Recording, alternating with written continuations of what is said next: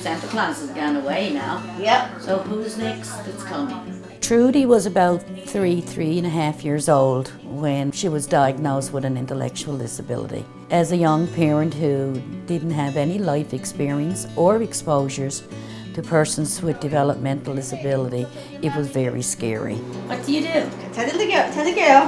When Trudy became of adult age, I started seeking help for her based on her as an individual. With the proper supports in place, Trudy is able to live on her own and to be more independent of me. Trudy have her own accommodations down the stairs, her own apartment. It's better for her because she likes to come back and forward. But Trudy loves her independence. I love in here, it's nice. I don't hang out with Mum, we go watching the movies, watching TV, doing things with her. Trudy is a very valued employee. Trudy helps customers, she bags groceries, she gets carts for us. Customers often come in looking for Trudy, wondering if she's working today or if she's off today, and go look for her at times.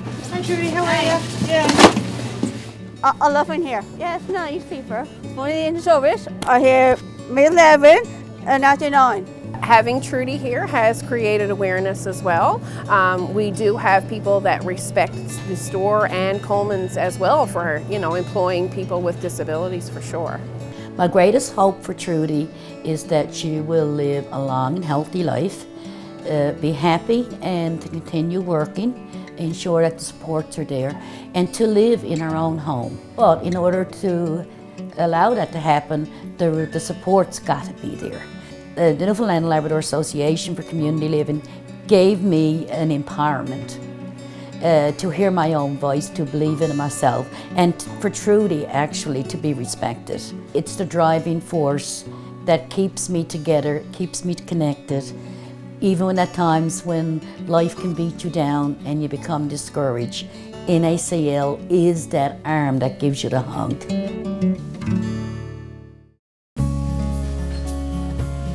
Jack was admitted to the Waterford Hospital. At that time it was referred to as the St. John's Hospital for the Insane. When he was 9 years old, that was in 1944, he had his leg amputated at the age of 14. He stayed there for approximately 54 years until he came out through the Right Futures Project at the age of 63.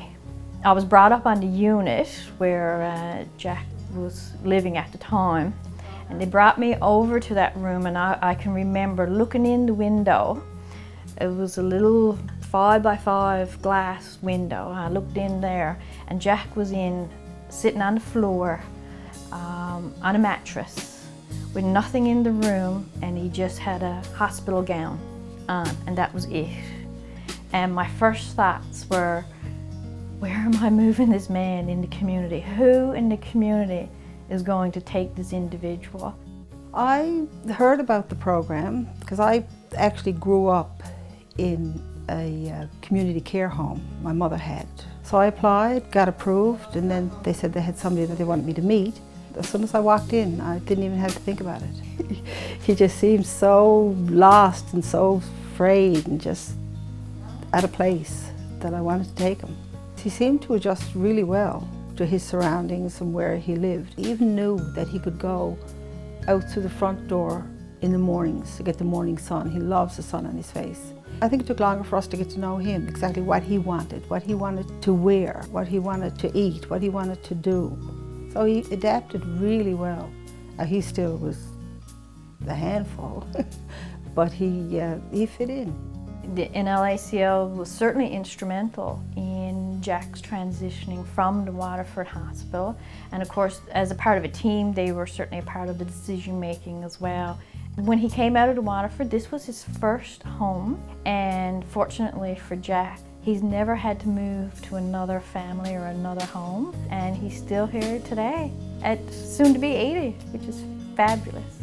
Jack being a part of our family, I don't know how to explain that, because he's always been a part of the family, even with the grandchildren.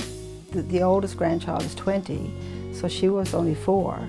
She can't remember Jack not being here. And even the kindergarten pictures of all the grandchildren, Jack is there. In the, part of my family, when they start school, you have to draw a picture of your family. Jack is always in the picture. Did you want to have your peanut butter cups? Yeah. Do you want to take them with you? Yeah. I'm Norm Mercer, and I'm Stephen's father. When Stephen was born, he suffered from prenatal asphyxia, which was basically a lack of oxygen to the brain for a significant period of time. It was a very scary time, many a sleepless night. First, when we really faced the realization of profound challenges, it was like clinging onto a cliff and you thought you were going to fall over. I was given the name and of the association because I knew nothing of it. It was a tremendous resource. It was a tremendous organization as far as advocacy. It was basically, you know, it's what community, it's what family is all about, and gave us that sense that, look, though there are going to be challenges and hurdles, you know, we can still live a very active, inclusive, and productive life to the best of his ability. Stephen came to work here in February of 2012.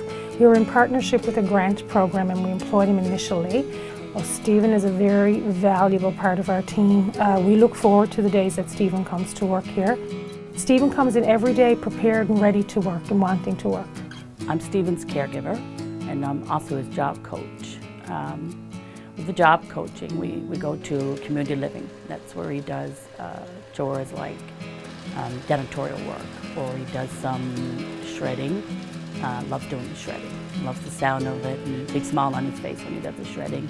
You know, with any job, with anyone, intellectual disabilities or not, everyone wants to go out and give themselves to show what they are capable of doing at any job. You know, it might be little simple things that people take for granted, actually. But for him, it's things that makes his day. It makes him smile, and that's what it's all about. If Stephen wasn't working, I think it'd be a lot of days where he himself would have to wonder what direction he's going. You know, you can only go for walks and go to stores. But I think with his job, it just gives him a sense of purpose to be giving what he can of himself to do things. And I really think that he feels so much better leaving.